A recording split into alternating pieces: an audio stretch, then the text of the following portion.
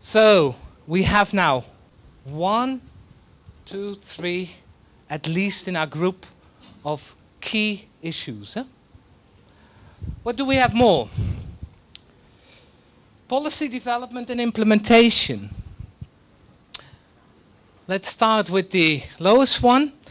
Developing enabling environment for enterprise development. We are not worried. Number 3, focus on process and product development in standard. Came from Cambodia in their paper, but it's still only 5 people that saw it as very, very important. So it is part of our work already, probably. 10. Number 2, need for a task force at national level to support CBT standard process. Again, I think probably it's important, but not at this moment. 18, develop CBT standard as a self-assessment mechanism. We heard that, for instance, from Indonesia. Also in Thailand, it's used. Really going into the village, have people themselves working on it. 18 points, but this one seems to be important. The winner today of this Eurovision Song Festival, this ASEAN Song Festival,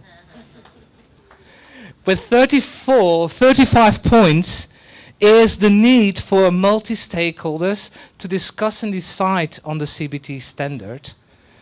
Weaknesses in collaboration between stakeholders was identified in a lot of the papers and are considered to be the key issue for us here. Interesting, no? What does this tell us?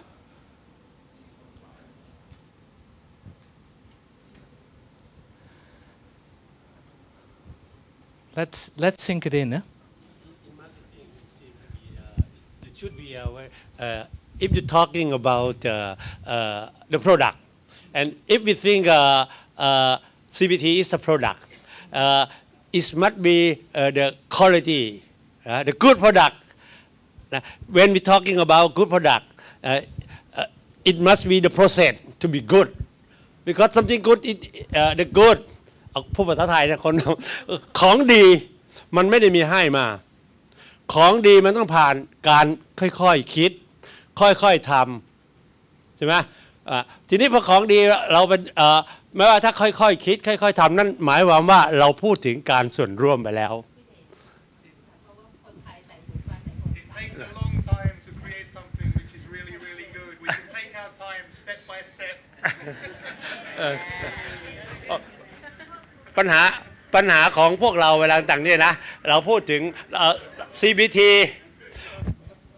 เป็นผลงานในภาษาการตลาดเขาเรียกว่า product นะที่ product มันดีขึ้นมาเนี่ยนะมันไม่ใช่มันดีเองมันไม่ใช่ออกมาจากน้ำเนี่ยมันไม่ใช่ออกมาจากดินเนี่ยมันไม่ได้ออกมาจากอากาศเพราะฉะนั้นมันจะต้องถูกการกระทำก็ต้องเริ่มคิดเริ่มทำมันก็ participation อยู่แล้วคือการมีส่วนร่วมSomething which is very good, very high quality, doesn't just exist. It doesn't just come out of the air like a magic thing.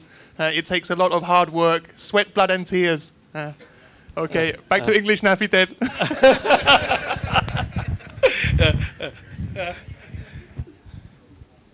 Okay. Also, looking back at the board quickly, yeah, and going back to this blood, sweat, and tears. How can we get that into our project or in our way of working? And look at it here. Number 18 here, number 5, number 1 are related. Huh? It's the development CBT standard as a mechanism, like a lot of focus on like what can the community do themselves, and this whole process of stakeholders. And this is certainly something that I would like to ask to Mr. Sokom. He is the representative here today with us. And again, I'm so glad that you are here, because for the ASEAN CBT standard, we are at this moment in this process of developing it.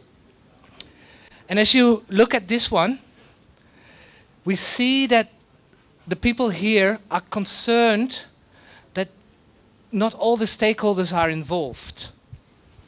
And I think that what we need to understand here today is like how ASEAN can involve as much as possible different stakeholders and how they want to do that, also with the implementation of the CBT standard when it's ready. Can I give the microphone to you? Thank you for asking me that question. So now let me clarify about why and how we are going to get more participation or involvement of more stakeholders. There's a mechanism and protocol to go through. In ASEAN, there are 3 levels of meetings, and sometimes go to 4. So 3 levels are working group at my level, the top level of the government working group. So then go to NTO level. NTO level means from Director General or Secretary General. So then go to the minister meeting. So in this case, if you want this to be idealized, make it in a more perfect way or idealized instrument, we can call for special meeting or conference by inviting all of you, other experts, and then we can call special meetings somewhere else. So question mark the budget. Where is it? Okay? So then I can call for the special meeting. Okay? But require budget. Because at least, you know, if everybody come on board, and then maybe 500 people. The standard is one thing. But so when we study, when I was at school, at the uni, people keep asking me about the constitution of ASEAN. I said, maybe a generation or 2 that will happen. Okay? Even European community is not working so well sometimes. Yeah?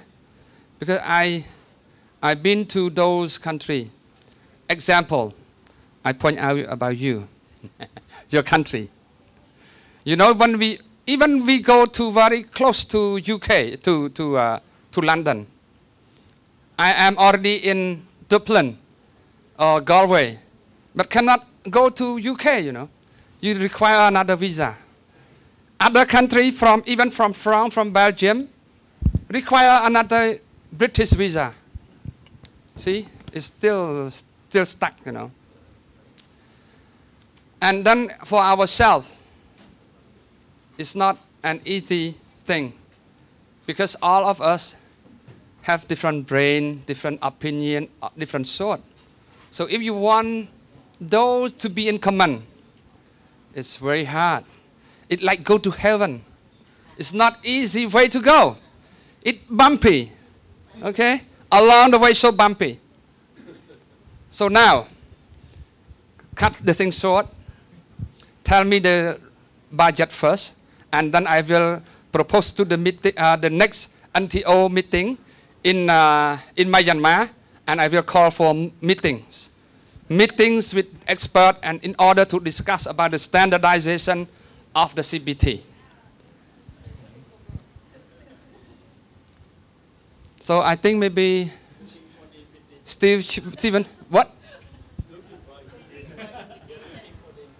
Okay, I think here you have Nicole and Mr. Stephen Chipani from ADB and from European Council, I think that maybe that please help us find way how that I can call special or ad hoc conference in order to idealize our standard for ASEAN as the 10th country.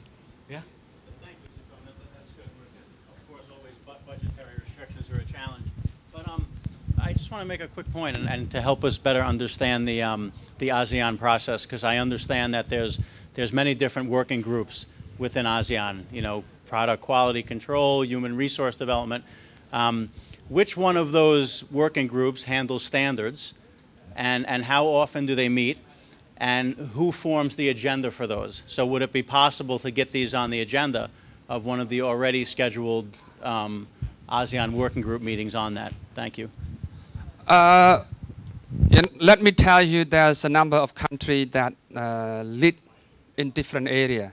Philippines lead marketing, Indonesia human resource, Brunei toilet standard, Thailand green hotel standard and spa standard, Cambodia too, clean touristy standard and community-based standard.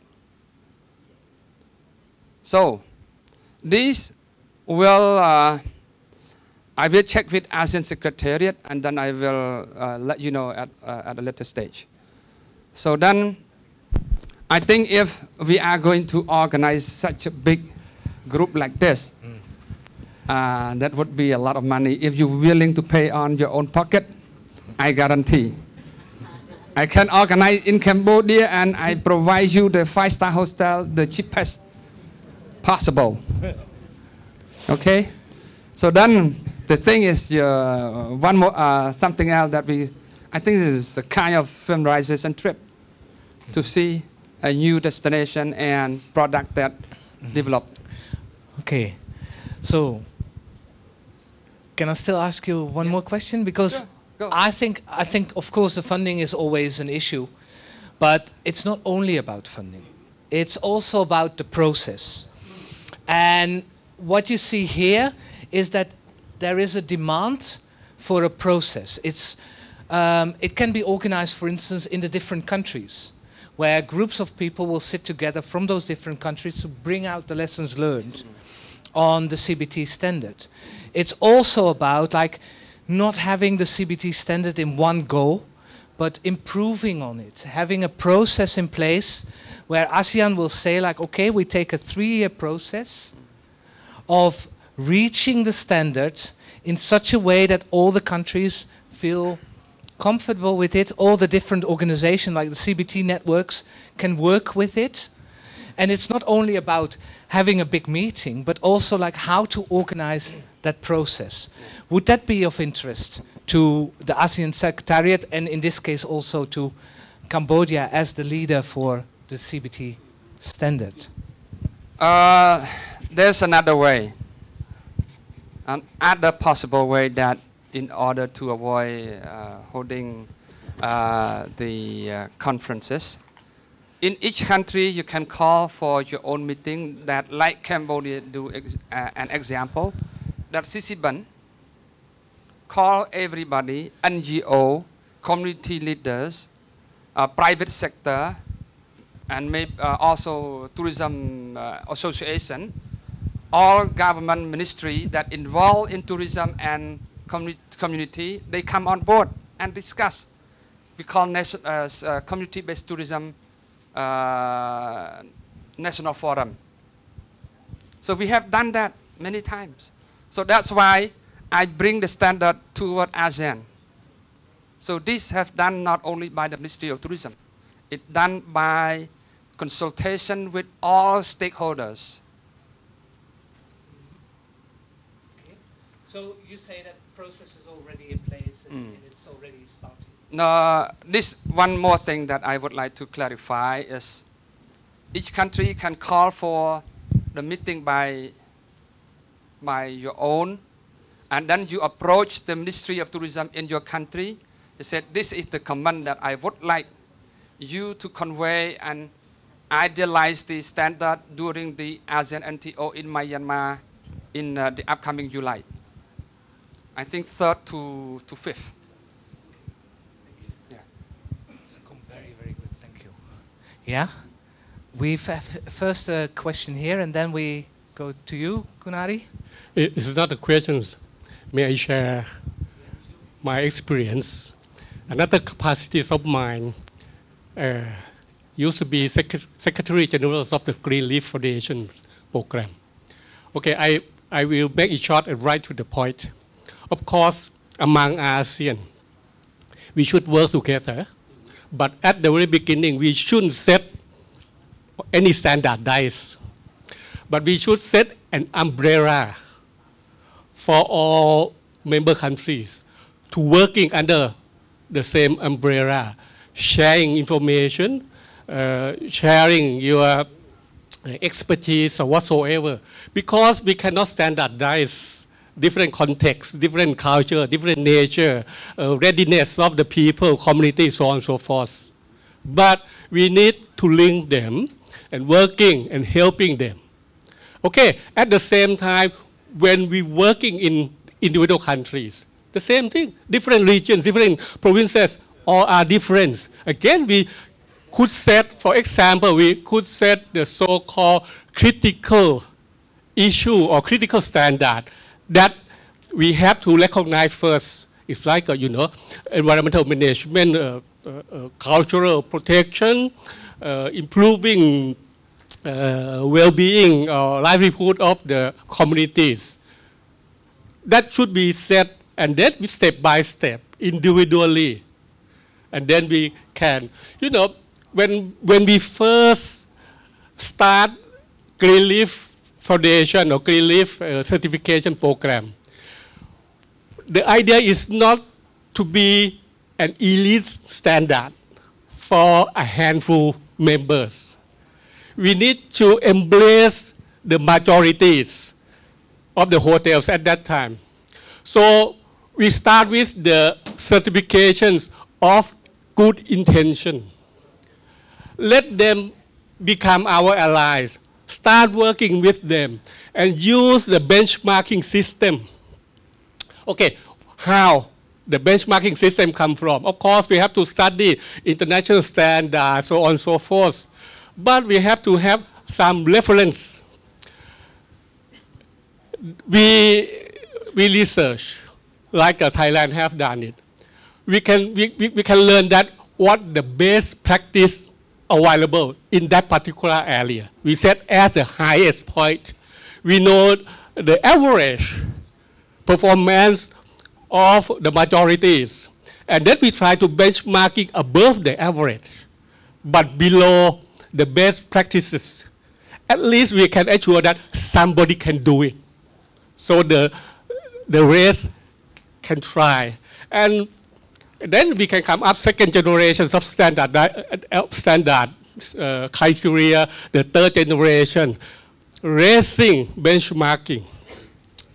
Then, in case of Thailand, I'm not totally agree with Kun Noi about asking the government. The government roles is not to be a certification body for voluntary standards. Of course, the government have to control the licensing, the basic standard that involve the well-being of the people, of the public. That's a licensing. You get the license, you can do it. But in our case, it's a voluntary basis. We have to, upgrading our performances. It should be voluntary. The government should play the roles of accreditors body. Just accredit whoever to do the certification body. And in Europe, for example, 1,000 years you have guilds. It's like a gold, Masonry guilds or goldsmith guild. So those who make the standard, or the certification body should be their own stakeholders. In Thailand now, we're going to have CBT network, right? CBT network can play as, certification body and, accredited by the government. And you have 2 logos, and that can be adapted for the local content, so on and so forth. I think that this should be the way to improve. Otherwise, the standard will become, and white elephant.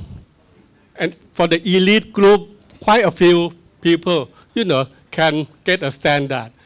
That's the way I try to shortening it. Okay.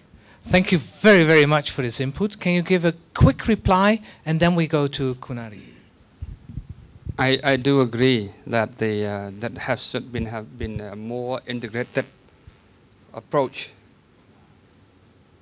That they started since 2010 in Lombok, Indonesia, and we sent the draft out and for perusal from each country to have comments, so on and so forth.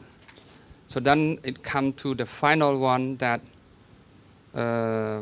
Ms. Ponchana requested me, even you, that in April 25th to 26th, that the final one that we discuss at working group level.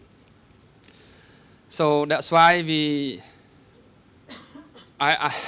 when I come to this workshop, it's a surprise for me that I don't know that this has not yet been through to some stakeholder. So then I had been requested to do it, and then I said their protocol and procedure to go. And then you can make that must be from your government at the working group level or the NTO level before endorsing by your minister. So then sometimes it take time. I take another example of the endorsing of the instrument. MRA, you know that one?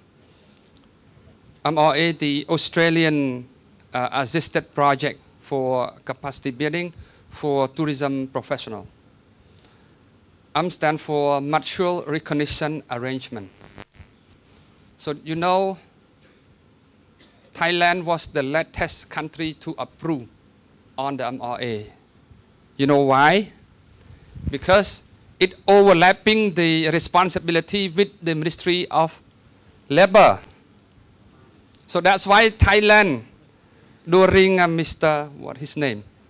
Surin Pensawan, he signed the latest one with His Excellency Salapa Acha before he died. Yeah, the latest one, MRA. So then, this is sometimes, that protocol, but we try to work together as ASEAN as single destination. One community, one, for, what's that? One destination or one tune, yeah. So then, we have tried very hard to work together, even though, because of different context. Sometimes, when you talk about ecotourism, so then, like I said from this morning, it vertically and horizontally linked conflict, or what we call institutional conflicts with other, that you will step on someone's toe. Then the environment said, hey, this is my responsibility. And then the Ministry of Agriculture, Forestry and Fisheries said, hey, my responsibility too. And then, go to the Ministry of Water Resources said, hey, everything under and in the water is my responsibility. So what are you going to do now? Compromise, the art of compromising. So let me tell you, this has happened in every country. House to house also have problem. Buddha said that every human always have every sin. So then you have one thing, one set of things. So just one more to go. Once again, back to our standardization. NTO will be held in Myanmar. So if we cannot call for. I think maybe there will be one or two more training to go on, not training, workshop to be called before it go to the NTO meeting. But however, I will propose to ASEAN Secretariat to put in the agenda to discuss in Myanmar, because it becomes the hot issue now, as you all, expert, researcher, academia, so on and so forth, requesting that should be idealized with the integration and involvement of all stakeholders. I do agree. I do agree. So give me the floor. Good. Thank you. Thank you, Sukum, again for being here and expressing that to us. Huh? Because I think it's very, very important that you're here and that ASEAN is working together with us. Because we are part of ASEAN, the different organizations here, and we are all the time wanting to work together, no? Yeah. Is this still related, Kunari, or? Yes, it's actually, it's been explained a little bit on the last speech. Even though I'm still curious to the process on every country. I hope that is the obligation from the, let's say, if you are one of the Cambodia right now as the lead countries, and it should be set up the procedures of the obligation to every country to do there on a national level, and then come to you and you look. And simple, it's actually like from this 2 days conference, you hear and you see there's a lot of is going on. It's probably a good also input for you itself as a team. Even though I realize that actually the ASEAN's standard, it will be only in common, and every country will be go detailed on that. Yeah, that is actually some is already you answered. Yeah. Let's make things short. Like the draft standard has been sent to all ASEAN countries for perusal and will have comment in the meeting. So then, I think that we cannot put all idea from one country, but it's the umbrella, the overarching instrument that we all will have to comply. But in your own context, but this is an umbrella, the standard. So, but the most important thing is that how best we can idealize this. So it's just an umbrella. So then I said, like rule, law, when law provide articles, law will say very short. And then royal decree, sub-decree will say, okay, that they will dot point and guideline, do 1, 2, 3. So this is the same thing. Standard is just an overarching instrument for all ASEAN countries to comply with. And I don't think that Cambodia can work on your behalf, but I will consult with ASEAN Secretariat how to get you involved, because you have also another part we call ASEAN private sector is ASEAN TAR. But the ASEAN TAR recently always working on marketing and promotion for ASEAN as single destination. So then I will consult with the ASEAN Secretariat how can we get all of you in the loop. Thank you. Thank you so much. We've done a lot on policy now and discussed this level.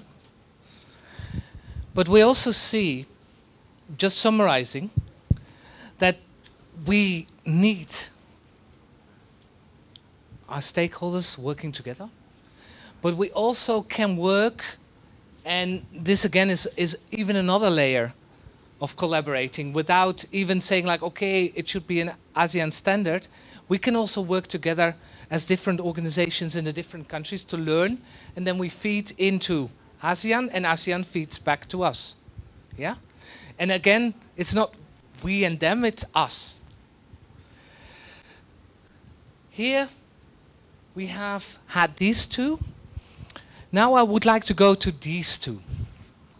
What you see is facilitating capacity strengthening, and it's all about the standard that we need for training our staff and for a participatory multi-stakeholder process at a subnational level, at more a local level.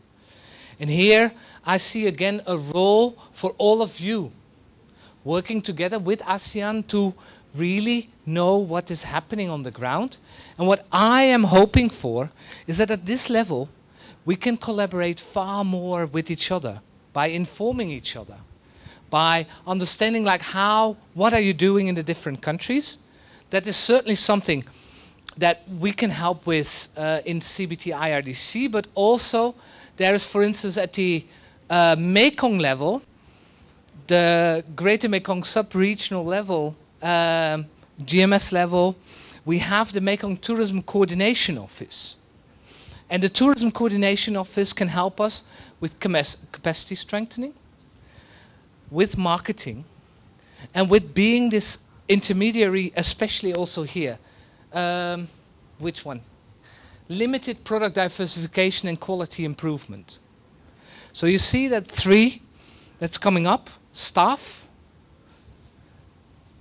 multi-participatory understanding of like what's happening in the three areas or in areas, and the limited product diversification. And stepping to the Mekong Tourism Coordination Office, I first want to ask about this one. Limited product diversification and quality improvement. It's one where we see that sometimes we have to improve the quality of our products, of our services. And there is also where we have the Mekong Tourism Coordination Office, because your role is marketing, is product development. And can you explain like how you could help us as CBT network organizations here to improve as a region? I will try. Thanks, John. I have to apologize. I wasn't here for the entire workshop because we're crazy busy putting another conference together, so I've missed a chunk of it.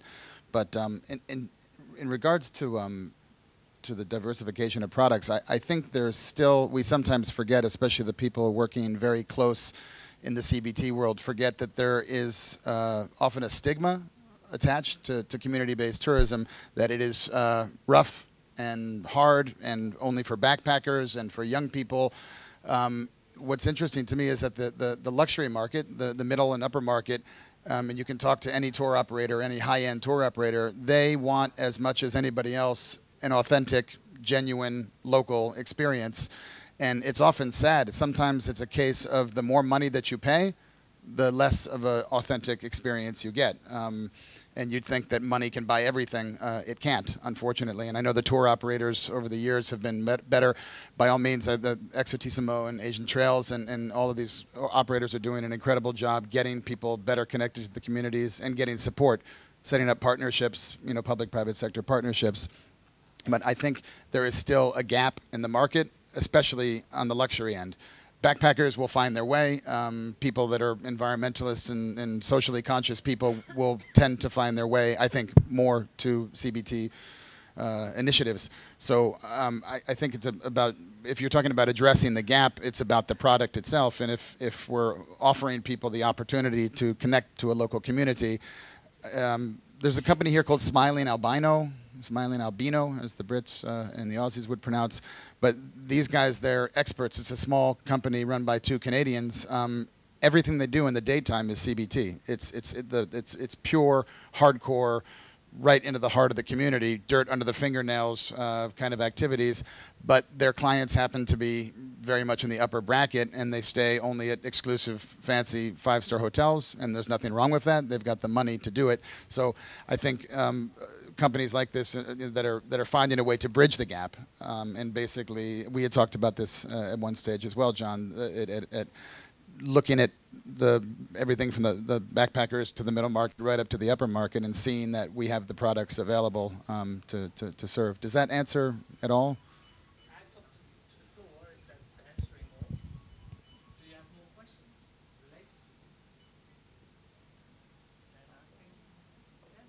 Okay, thank you. Kun Sakum also said, like, I want to say something about public-private partnerships, and it's related to what Mason says. Here you see that, especially this one, is related to the new products, quality, and so it is quite often already public-private partnerships where you can really make the difference.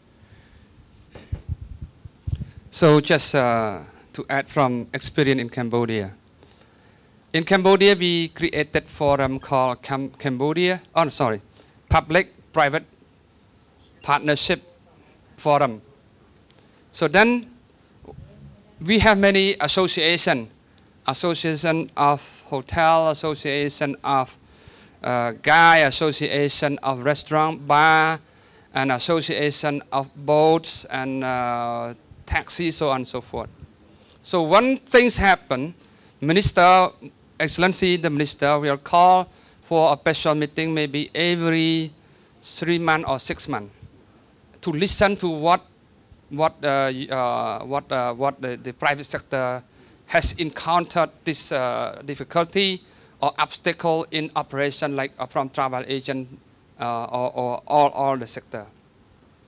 So for example, we always have problem to take the tourists from Arranjapatet to Cambodia side. So from Thai side there's no problem, but in Cambodia side.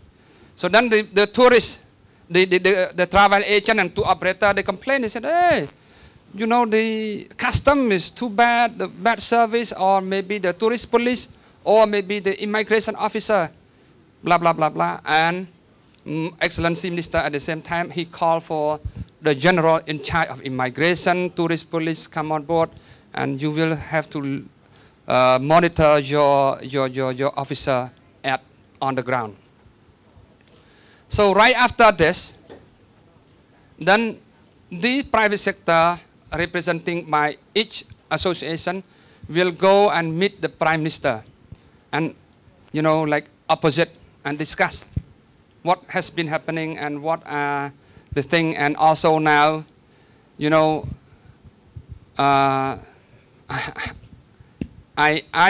study law, and especially the customary system. So the customary system, they call the superior. So then they do not need to consult. When they compose a law, they no need to consult with stakeholder. When the state only compose the law, then there will be the law. So now, all the law regulation also consulted with private sector, NGO, to idealize the law for implementation. And especially many law like our tourism law, our corruption law, and been advised and involved, modified, improved by the private sector, NGO. See, so then this is something to share from the Cambodian experience, that our country has done the private-public partnership forum in order to idealize things. Thank you. Good. Thank you so much, Sokum. Again, what we see is, especially in this one, limited product diversification, quality, public-private partnership. And Mason came back to me saying, like, yeah, but I have one more question about that, to the floor. So Mason, please. If I could, I just wanted to turn it back. We're organizing our Mekong Tourism Forum next month in China, in Guilin, and focusing on this issue of the Chinese outbound market. If you're looking at the newspaper or the TV every day, the stats have just come out. China has surpassed Germany to be the #1 travel market in the world. 83 million overseas travelers, $102 billion a year spending. A lot of that is coming into ASEAN and, of course, to the Mekong overland and by air. I asked Peter Richards before if he knew, and maybe we'll talk to Kumpajana later, in the parts of ASEAN now where the Chinese travelers are increasing, there's a surge of Chinese. Are we seeing Chinese people taking part in some of the community-based activities, or is there a sort of gap there as well? Not yet. Do you know why? Is it a question of a lack of interest or a lack of promotion, or?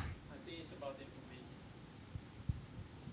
I think it's information. It's increasing in Indonesia, number of Chinese is shooting, but there's still in a tour operator called it free and easy tour. So it's a normal conversation. It's not going into the community yet. Would more people like to respond to this? So it's not there yet because of the information. Do others have? Yeah, in the back. Yeah, it's also a question of educating travelers. It's basically a question of educating the traveler as well. It's not only Chinese who do not do so much CBS. These are a lot of other Asian, because most of the Asian traveling for the first time, what they want to see is first urban, sophisticated life. So obviously the community business tourism will not really provide them with the experience they would like to have. So I think that it's more a question of educating people and telling them that this initiative in terms of community tourism is also an interesting product to discover, and also another way to approach a country. Mm-hmm. Thank you. More on the Chinese market? Yeah, Peter? I mean, I think that one of the key challenges of CBT is preparing guests, and we've talked about this a lot. Good information, codes of conduct, tour guides that are able to orientate guests. I think we're really at the beginning of the journey with the mass Chinese market. There are segments of the Chinese market, like for example in our shop in Hua Hin, where we're selling fair trade. There are young people from Shanghai, from Beijing, of course from Hong Kong, and they are interested in social and environmental issues, and they are interested in the environment. And I do believe that there are markets there. But at least so far, the tour operators who are, this is B2B really. I don't think it's B2C yet, for CBT. And the tour operators who we're working with haven't suggested Chinese guests as being an appropriate market for CBT. And we're not definitely, forgive me, we're not looking at it purely in terms of the opportunity because there's lots of Chinese people traveling. We're looking for appropriate markets for CBT. So. Yeah, the last one on the Chinese market. Huh? Very short, please. I do agree with Peter, because Chinese market is very particular. So when Chinese market come to a destination, it's not about I think that's not type that they would like to have environmental or social linkages. Example, in Paris, there are thousands of Chinese tourists queue buying French product. Yeah, French product like bag, perfume, maybe bells, or the luxury like pen or luxury watch. Example, when they go to Phnom Penh, the same. One watch costs like around $20,000 or $30,000, and they buy 5 of them immediately, pay in cash. And then in Paris, they queue to buy the French product. LV, I want LV, 3 bags, please. And then the French lady said, "Thank you for buying our product, but please for the next person. Please keep for the next person." So this is really crazy, in European, and now, and not only France, but Spain also do the same. Everywhere I go, they thought I'm Chinese, Ni hao? I said, "Oh, I'm not Chinese." Yeah, ni hao. And then they start, you know, during the Chinese New Year. There's Kong Si Pak Chai everywhere in Spain and in China, in Paris. So Okay. then everybody. So there is a large market, but we are not there yet. Is that? That I said that the for the CBT, I think not just for the Chinese tourists, not just really. Okay. Sorry, I didn't mean to open Pandora's box, but thank you for the... Yeah. No, I mean it's really there, and it's really something that we need to work on, and that also brings me back to a question that I overlooked till now, and she came back to me and said, like, you will do it in the last session. The marketing. How can we market our products as CBT better? And we were saying, like, okay, can we have a platform?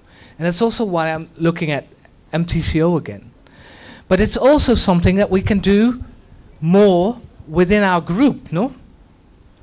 We have a lot of products. We have the easy access to internet. How are we going to use that as a group from the different countries in ASEAN? We can easily bring products together to tour operators, but also via the internet as a group. And that was what you were proposing, huh?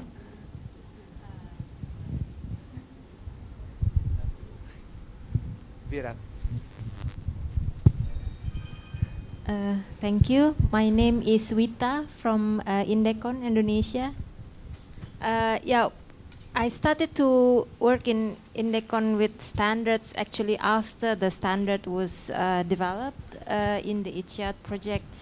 And one of the challenge for me is actually to make the community to implement it. And I feel that one of the strongest driver is to bring guests that really appreciates that such standard is implemented.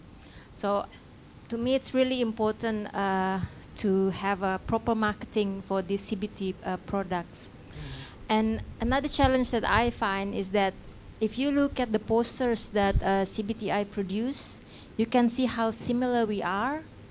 And I don't, well, if European come to Southeast Asia and he would feel like, okay, if I visit Thailand, I have seen all, you know, I have seen all of Southeast Asian. So it's really a challenge. If you talk about product diversification, and then it's really a challenge to make people visit like all. So to me, it's really important that the tour operators and all the players, the NGO, know each other of the products, and they can do market share. Yeah. This is what we promote in Indonesia because Indonesia is very large.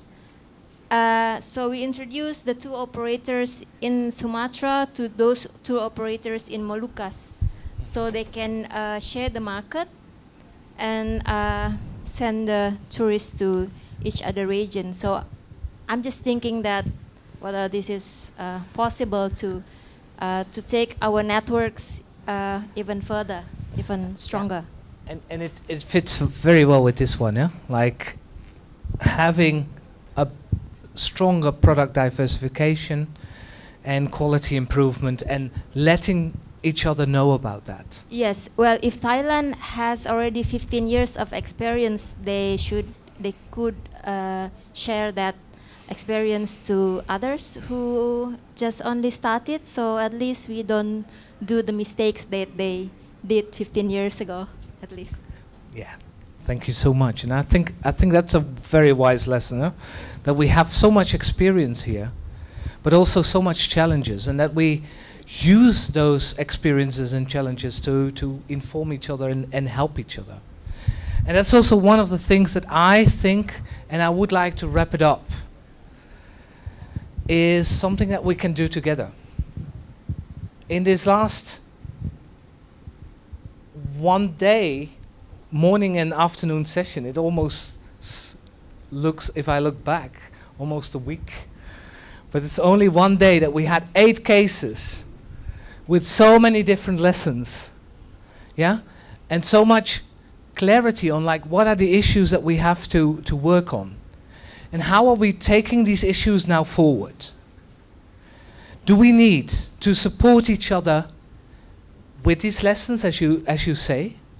Like, how can we work, for instance, and prioritize a few of these issues that we will be working on as a group?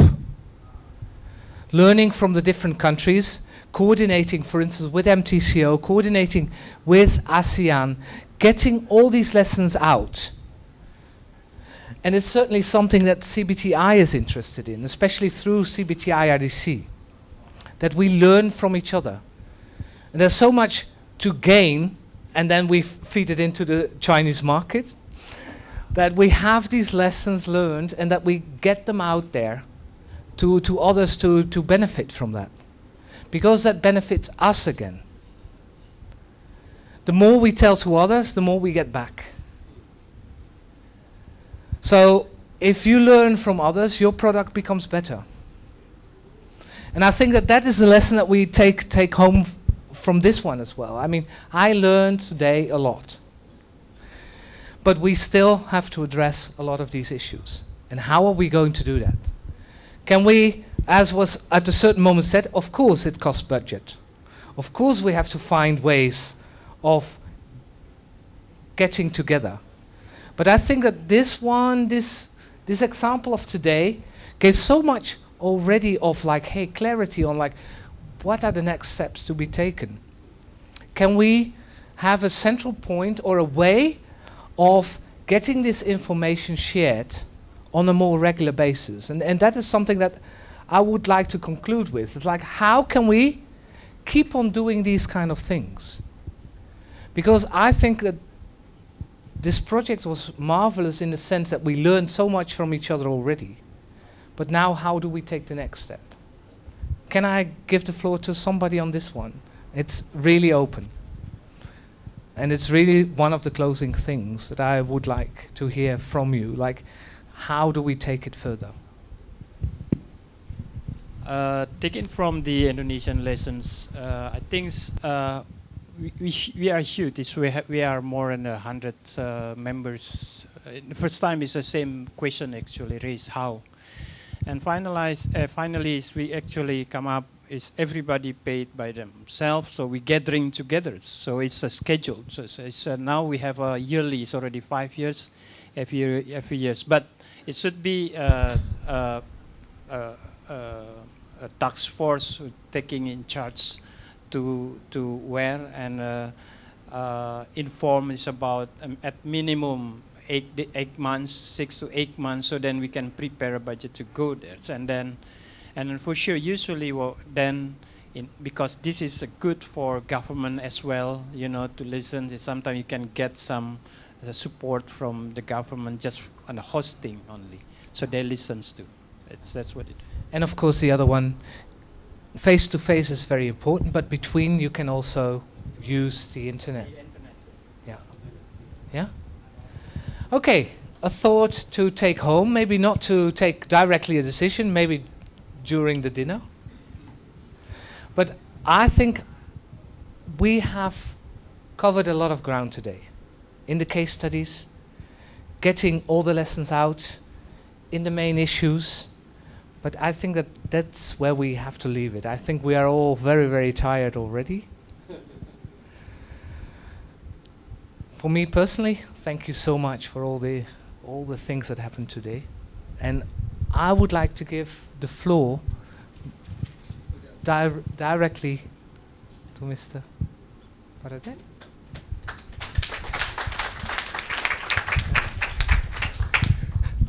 I just learned that I got to say some closing speech.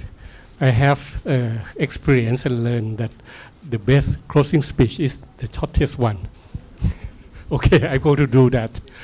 I have to share with you, I would like to share with you with one of my confession. Having been in the industry, tourism industry for more than 35 years, and in the capacities of governors of tourism authority of Thailand, I've been to quite a number of workshops, meetings, conferences, as a speaker, so on and so forth. what I have to confess that this is one of the very few convention of meeting that I pay attention most. And I've been with you all the time. Normally, the governor just only the opening speech and gone. The point is, it's very interesting topic that I personally love it. Secondly, very, very good speakers that I can learn more and more. And excellent organizing, the way you organize this and that. Even it's very small gathering, but you have a lot of gimmicks. A lot of so many things that make everybody alert all the time. Thank you for everybody, all party concerned, and all of you who staying up until right now. All the best, and have a good night, and have a best trip back home. Thank you.